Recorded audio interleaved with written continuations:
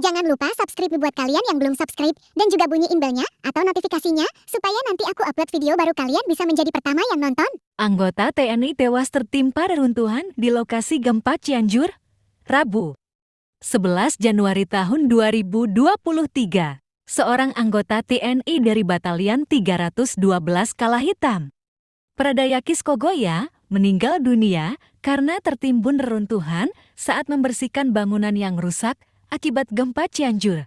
Jenazah prajurit TNI tersebut baru bisa dievakuasi 1 jam setelah tertimbun. Korban merupakan prajurit TNI yang diperbantukan untuk melakukan pembersihan puing-puing bangunan yang rusak akibat gempa Cianjur dan tergabung dalam Satgas Bencana Alam Cianjur. Peristiwa itu terjadi di Kampung Jenggom RT 02/04, Desa Benjot, Kecamatan Cukenap, Kabupaten Cianjur, Jawa Barat pada Selasa 10 Januari 2023 sore.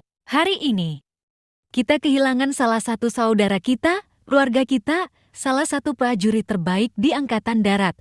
Atas nama Pradayakis Kogoya 22, putra asli dari Wamena, ungkap dan Rem 61 SK, Brigjen Rudi Saladin, kepada wartawan di RSUD Sayang Cianjur, Selasa 10 Januari 2023 malam. Brigjen Rudi menjelaskan, korban saat itu tengah membersihkan puing sebuah rumah bersama 2 prajurit lainnya.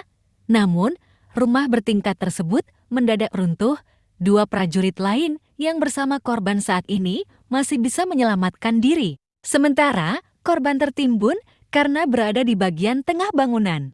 Yang 2 prajurit bisa menyelamatkan diri, melompat ke kanan, tetapi almarhum tidak, karena tertimpa beton bangunan lantai 2, terang dia. Selanjutnya, tim yang berada di lokasi berupaya mengevakuasi korban. Setelah 1 jam, korban bisa dievakuasi, namun sudah dalam keadaan meninggal dunia. Almarhum kemudian dibawa ke RSUD Sayang. Katanya, selanjutnya, almarhum langsung dibawa ke Jakarta untuk diterbangkan ke Papua melalui Bandara Soekarno-Hatta.